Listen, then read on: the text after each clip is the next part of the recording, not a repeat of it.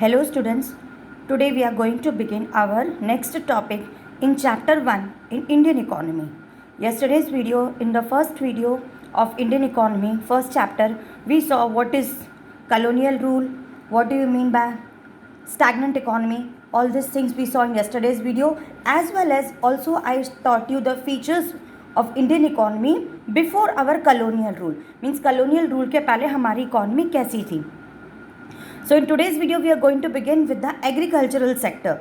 Agricultural sector means what, students? What was the condition of our Indian agriculture sector at the eve of independence? Means at the eve of independence, how we were in the agricultural sector. So first of all, during the British rule, the Indian economy, that means when the Indian economy was under the colonial rule, it was primarily an agricultural economy. As you all are very much familiar, we were totally dependent on agriculture. So 85% of our country's population lived in villages and derived its livelihood directly or indirectly from agriculture. So being a major source of livelihood, the agriculture sector continued to experience stagnation and deterioration during the British rule. See, in spite of being on agriculture, still our economy experienced what? Deterioration during the British rule. Means it was not at all doing well. Our agriculture sector was not at all doing well. Now see children, what were the causes of stagnation or what were the causes of, you can say, backwardness of Indian agriculture? Means हमारा जो agriculture sector था on at the eve of independence, वो backward क्यों था, उसके causes क्या थे, that we are going to see in today's video. First point here is land tenure system. See, land tenure system means what? As the name, by looking at the name, you must be wondering, ma'am, what is this land tenure system? See, you have heard the word zamindari system. You are quite familiar with the zamindari word. In class 10th, you have studied in economics. So the same thing, zamindari system is known as what? Land tenure system. Now what happened in this land tenure system? Ownership right of the land was transferred from farmers to zamindars. Means suppose कोई farmer है और उसकी land है और वो उस land का owner है, लेकिन उसका जो ओनरशिप राइट था वो उसके पास नहीं था, वो किसके पास था? ज़मींदार के पास दे दिया था. दैट इज ज़मींदार were the nominal head of the land. ज़मींदार उसकी लैंड के नॉमिनल हेड बन जाते थे और वो लोग क्या करते थे? उनकी लैंड से they use to collect the revenue from the farmers in the form of tax, you can say. Nowadays we call it as tax, and in the form of lagan. You have seen the movie, no, Lagan. In the movie we have seen how the zamindars used to collect tax from the poor farmers. मतलब उनकी ही ज़मीन पे आके उनसे उनका tax लेते थे और वो टैक्स वो लेके खुद नहीं रखते थे, वो टैक्स उन्हें डिपॉजिट करना होता था अपनी कॉलोनियल गवर्नमेंट को. तो ये ज़मींदारों को कौन अपॉइंट किया था? The British government, that is the colonial government appointed the zamindars and they use to collect the tax and give it to the government. और who use to work hard? The poor farmers जो थे वो बेचारे अपनी land पे काम करते थे and they use to give the tax to the colonial government through the zamindars. So the zamindar collects the lagan from the farmers regardless to the economic condition of the cultivator. This is the important point over here. Regardless means what?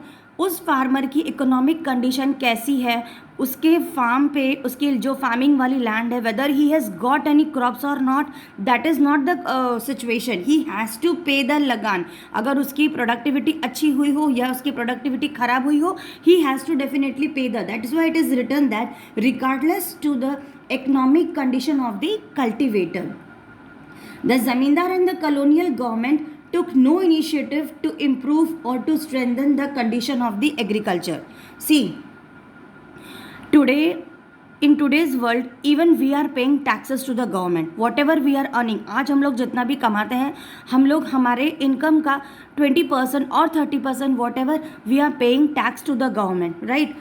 So the same thing was happening during that time. But nowadays, if we are paying the tax, in return we are expecting, we are not getting, I mean to say, in return we are expecting that the government will build infrastructure for the people. But उस time पे तो government, the British government जो थी, they only simply used to collect the lagan or collect the tax from the poor farmers without giving anything in return to them. Means उनकी land पे उनको अगर कुछ अच्छा प्रोडक्टिविटी करना है तो उसके लिए उन्हें कुछ हेल्प भी नहीं मिलती थी कॉलोनियल गवर्नमेंट से। सो सब कुछ उन्हीं के ऊपर था, whether they are able to yield proper production और नॉट। अगर प्रोडक्शन अच्छी हुई तो भी तब तो देना ही लेना है। Even though they have not produced well, they were suppose to pay the tax. So same thing, even we are paying tax in today's world, but we are paying the tax अगर हमारी income के ऊपर depend हो रहा है। आज के दिन में हम लोग उतना ही टैक्स देते हैं रिस्पेक्टिव ऑफ आवर इनकम। मतलब जो हमारी इनकम स्लैब है, जो भी स्लैब में हम इनकम में फॉल होते हैं, उस रेंज में जितना टैक्स गवर्नमेंट का प्रिस्क्राइब्ड है, we are paying only that much tax. But during that time it was not such. What the colonial government use to do, they use to collect the tax irrespective of the economic condition of the cultivator. I hope you are understanding this. ठीक है students, so this was about the zamindari system, how the zamindars use to collect the tax from the poor farmers. Okay, अब इसमें क्या था, the main interest of the zamindars was only to collect the rent. ये तो मैंने बता ही दिया, regardless of the economic condition which created immense misery and social tension among them. इसके वजह से क्या हो जाता था, there used to be a social tension among them. So the terms of revenue settlement caused zamindars to adopt such an attitude. Dates for depositing, मतलब उनके कुछ dates होते थे for depositing. Specified sum of revenue were fixed. कुछ उनका revenue होता था वो उतना fix होता था, और failing which the zamindars were to lose their rights. अगर वो नहीं देते थे then they used to lose their rights. So the zamindars were very free to extract as much revenue from the tillers of the soil. समझ में आया, जमींदार जो थे वो बहुत फ्री थे, जितना चाह सकते थे उतना रेवेन्यू वो ले सकते थे from the tillers of the soil as they could. To do this they would raise the amount of the land revenue. ऐसा करने के लिए उनको लैंड की जो अमाउंट है, रेवेन्यू की जो अमाउंट है, they were very much free to raise the amount. So they use to eject those working tillers who fail to pay the high revenue. मतलब जो लोग ये हाई रेवेन्यू या जो पुअर फार्मर्स जो पे नहीं कर पाते थे, उनको पूरा ये था कि वो उनसे कुछ भी किसी भी वे में ले सके। And to avoid their ejections the tillers would meet the demand by the zamindars as there was lack of alternative means of subsistence. So the poor farmers use to give them their revenue, right. Now second reason for the cause of stagnation or for our backwardness was commercialization of agriculture. Now you all know what is the meaning of this commercialization. Commercialization means what? Whatever crops is being grown. So due to commercialization of agriculture, there was some evidence of higher yield of cash crops in some parts of the country. Okay, अब देखो British rulers क्या थे, दे initiated commercialisation of agriculture. उन्होंने ही start किया था। उनके आने के पहले हमारी कंट्री में जो फार्मर्स थे, उनका प्रोडक्शन या उनकी जो प्रोडक्टिविटी थी एग्रीकल्चर से, दे वर क्वाइट सेटिस्फाइड, क्योंकि वो लोग उतना ही ग्रो करते थे जितनी उनको ज़रूरत होती थी, and they were quite happy with that. तो एक चीज़ ब्रिटिशर्स ने ये अच्छा भी किया था, कमर्शलाइजेशन ऑफ एग्रीकल्चर इंट्रोड्यूस करके उन्होंने इनिशिएट किया था। So they initiated commercialisation of agriculture. उसमें उन्होंने क्या किया, they encourage the production of cash crops in place of food crops. मतलब उनके आने के पहले, before the Britishers came, our farmers only use to produce the food crops. जो उनको खाने पीने की चीज़ों की ज़रूरत है वो लोग उतना ही ग्रो करते थे। बट ब्रिटिशर्स ने, क्योंकि उनको एग्रीकल्चर को कमर्शलाइज करना था, तो वो फार्मर्स के हित में भी था, it was in their interest also. So they also told them to grow the cash crops also. So as a result there was somewhat higher yield of cash crops in certain areas of the country, but this did not improve the economic conditions of the farmers. क्योंकि उससे उनकी condition अच्छी नहीं हो पाई, because cash crops were used mainly by the British industries. ठीक है, सो 10 Britishers transferred Indian agriculture into a raw material exporting activity. तो उन्होंने क्या किया, देखो what they did was, farmers को क्या दिया जाता है, हाई प्राइस दी जाती थी for the production of cash crops. उनके कैश क्रॉप्स कौन कौन से, जैसे कॉटन हो गया, जूट, इंडिगो एक्सेट्रा। उनको ब्रिटिशर्स क्या करते थे, बहुत ज़्यादा पैसा देते थे कैश क्रॉप्स को ग्रो करने के लिए, क्योंकि हमारे जो फार्मर्स थे वो सिर्फ फूड क्रॉप्स ग्रो करते थे। और ब्रिटिशर्स चाहते थे कि हमारे फार्मर्स कैश क्रॉप्स भी ग्रो करें। क्यों चाहते थे, उसमें उनका इंटरेस्ट इसलिए था क्योंकि उन्हें पता था कि अगर वो कैश क्रॉप्स ग्रो करेंगे तो उसी कैश क्रॉप्स को वो ले जाके अपनी कंट्री में रॉ मटेरियल के वे में यूज़ करेंगे। कौन कौन से कैश क्रॉप्स, जैसे कॉटन हो गया आपका, जूट हो गया, इंडिगो हो गया, इन सब चीज़ों को वो अपनी कंट्री में एज अ रॉ मटेरियल लेके जाते थे और उसी रॉ मटेरियल से they use to manufacture the finish products and use to sell in our country. तो ये फार्मर्स, ब्रिटिशर्स का इंटरेस्ट था कि नहीं था? So they were doing that and they use them as a raw material for British industries. High level of prices force the farmers to produce cash crops rather than food crops. अब उनको cash crops के लिए अगर ज़्यादा पैसा मिलता था तो बेचारे फार्मर्स मजबूरी में कैश क्रॉप्स ज़्यादा ग्रो करते थे, क्योंकि उन्हें पता था कि हमको ब्रिटिश गवर्नमेंट जो है उसका ज़्यादा पैसा देगी। इसके चलते ब्रिटिशर्स ने क्या किया, they transferred Indian agriculture into the raw material exporting activity. अब उसी के चलते हम लोग क्या हो गए, we became raw material exporting activity.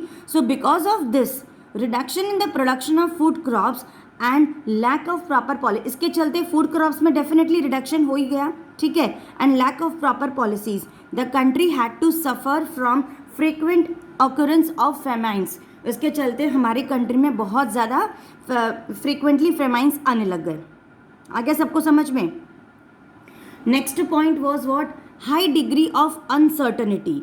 Now see children, being all of you are very much familiar with the word uncertainty.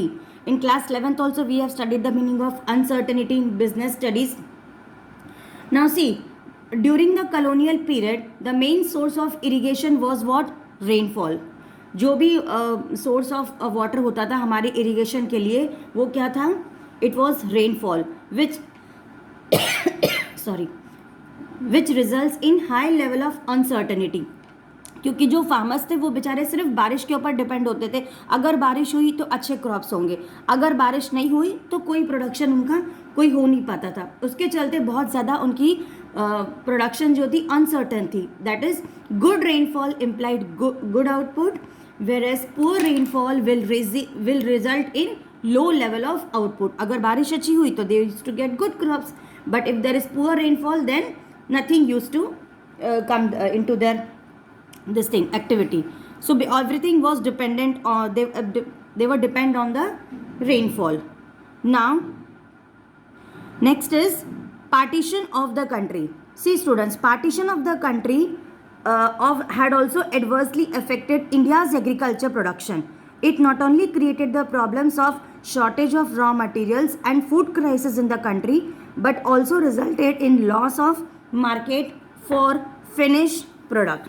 Commercialisation समझ में आ गया सबको? Commercialisation of agriculture means what, it implies production of agricultural crops for the market rather than self consumption. मतलब खुद के consumption के बजाय market में बेचने के लिए क्रॉप्स को ग्रो करना। समझ में आया?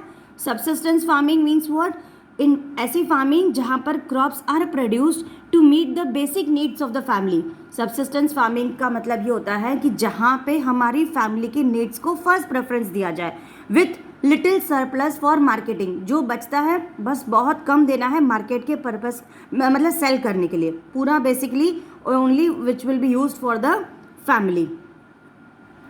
सो this was all about this were the all reason students for our agricultural sector which was very low at the eve of independence. Means when Britishers came, हमारी कंट्री की एग्रीकल्चर जो थी, मतलब हमारी जो एग्रीकल्चर डेवलपमेंट जो थी उस समय कितनी ज़्यादा पुअर थी और क्या क्या उसके रीजंस थे। What were it's reasons?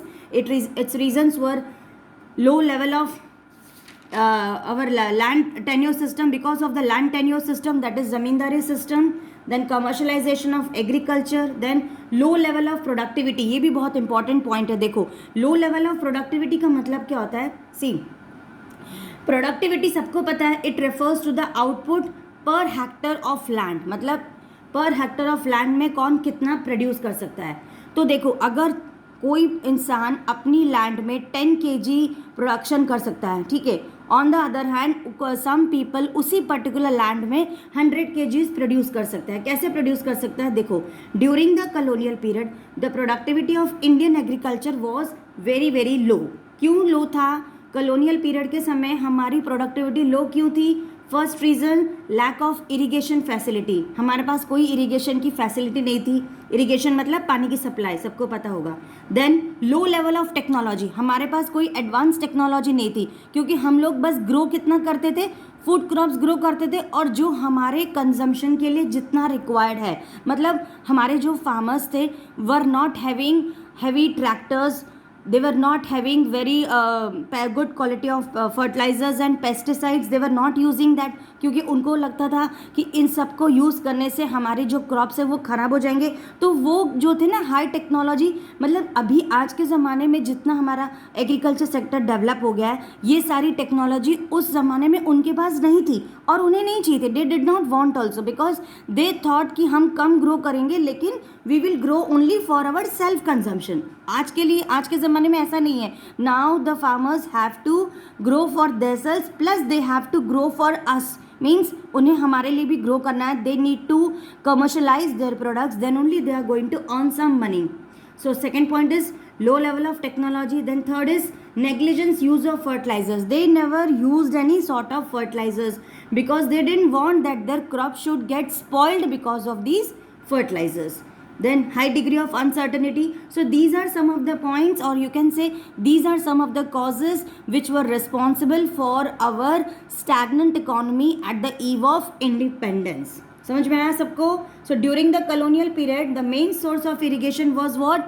Rainfall. Always remember this, which resulted in high level of uncertainty. अब सिर्फ अगर बारिश पर डिपेंड रहेंगे हमारे फार्मर्स, तो बेसिकली हमारे जो प्रोडक्टिविटी है वो बहुत अनसर्टन हो सकता है, क्योंकि रेनफॉल अच्छी हुई then only they will get good output. If rainfall is not proper then they will not meet the demands of their output. So students, in our next class we are going to this was about the agriculture sector at the eve of independence. In our next class we are going to study about industrial sector at the eve of independence. Okay, till then, goodbye and thank you for watching.